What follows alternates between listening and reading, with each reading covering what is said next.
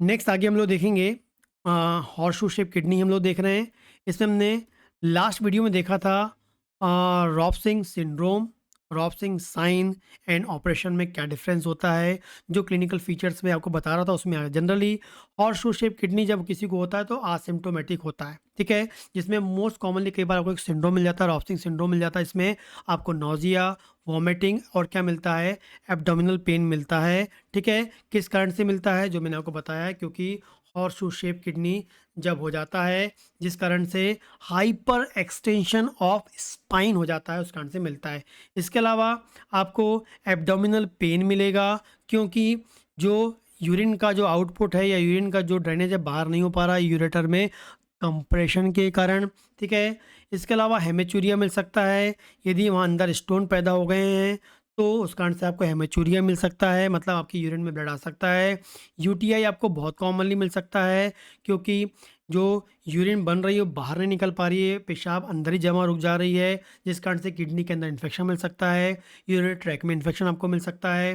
Hydronephrosis तो आपको मिलेगा ही मिलेगा, क्योंकि यूरिन का आउटपुट प्रॉपर नहीं, ड्रेनेज नहीं हो पा रहा है। तो एब्डोमिनल पेन मिल सकता है, हेमेचूरिया मिल सकता है, यूटीआई आपको मिल सकता है, हाइड्रोनेफ्रोसिस आपको मिल सकते हैं। ये कुछ कॉमन सिम्टम आपको यहाँ पर मिल सकते हैं। आगे हम बात करेंगे आपका इन्वेस्टिगेशन। इसमें पहला हम यूएसजी कराते हैं। यूएसजी करा के हम देख सकते हैं कि हमको रीनल फ्यूजन तो पता चलता है, हाइड्रोनेफ्रोसिस तो नहीं। मतलब यूएसजी कराएंगे, यूएसजी से हमको मालूम चलेगा कि भाई किडनी नीचे लोअर पोर्ट से फ्यूज है, आपस में जुड़ी हुई मालूम चलेगा। एंड हाइड्रोनेफ्रोसिस के बारे में मालूम चलेगा।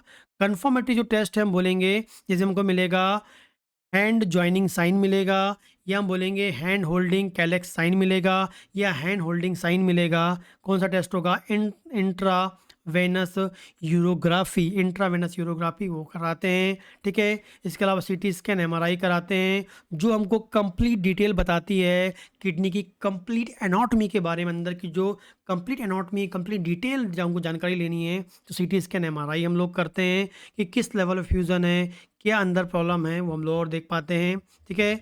और इसके अलावा हम बात करेंगे रीनल फंक्शन टेस्ट करा लेते हैं, जीएफआर देख लेते हैं, जो है आपका ग्लोमेरुलर फिल्ट्रेशन रेट देख लेते हैं, एंड क्रेटिनाइन लेवल को हम लोग आइडेंटिफाई कर लेते हैं रीनल फंक्शन टेस्ट करा के। तो यूएसजी कराएंगे। कंफर्मेटरी टेस्ट और मोस्ट इंपॉर्टेंट टेस्ट कौन सा होता है, इंट्रा वीनस जो आपका यूरोग्राफी जो है, ठीक है। इसमें आपको हैंड होल्डिंग जो साइन या हैंड जॉइनिंग साइन मिलता है।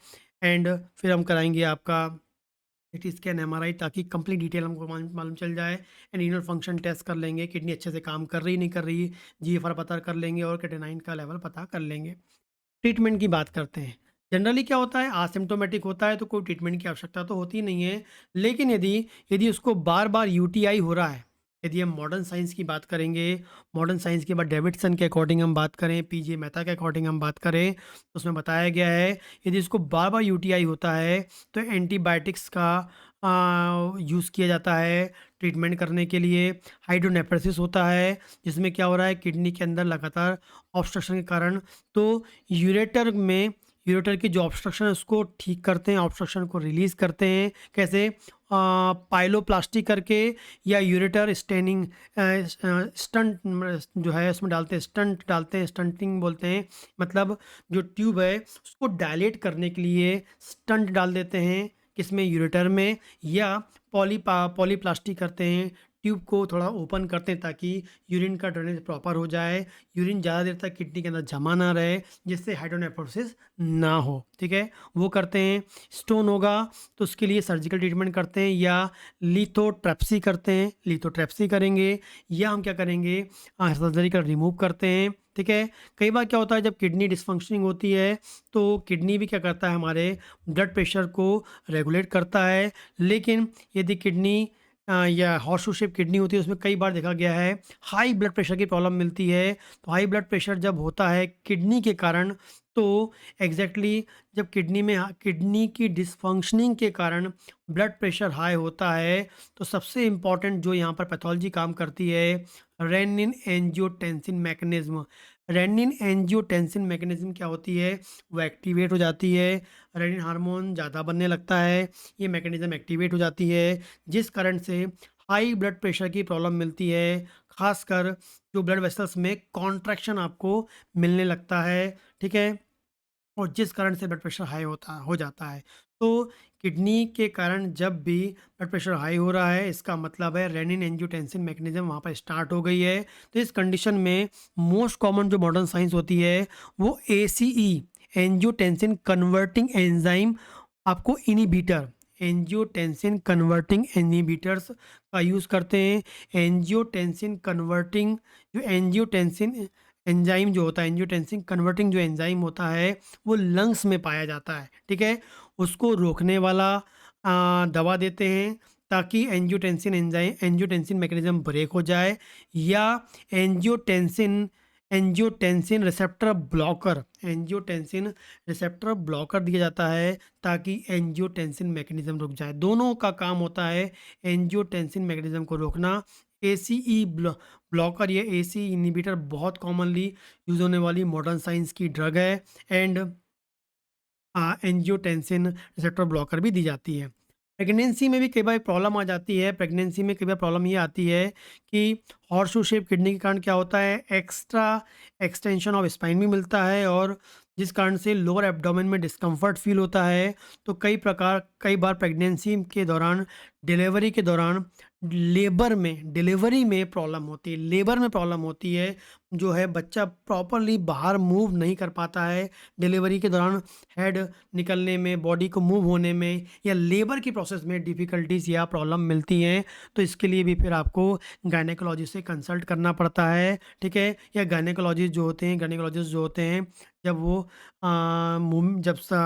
लेबर करवाते हैं या डिलीवरी करवाते हैं, तो उस दौरान दूसरे डॉक्टर को भी, या यूरोलॉजिस्ट की भी वो, या यूरोसर्जन की भी वो हेल्प लेती हैं, ठीक है?